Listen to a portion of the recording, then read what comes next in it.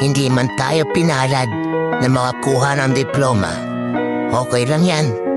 Sa paramihan na ng diskarte natin gagalingan.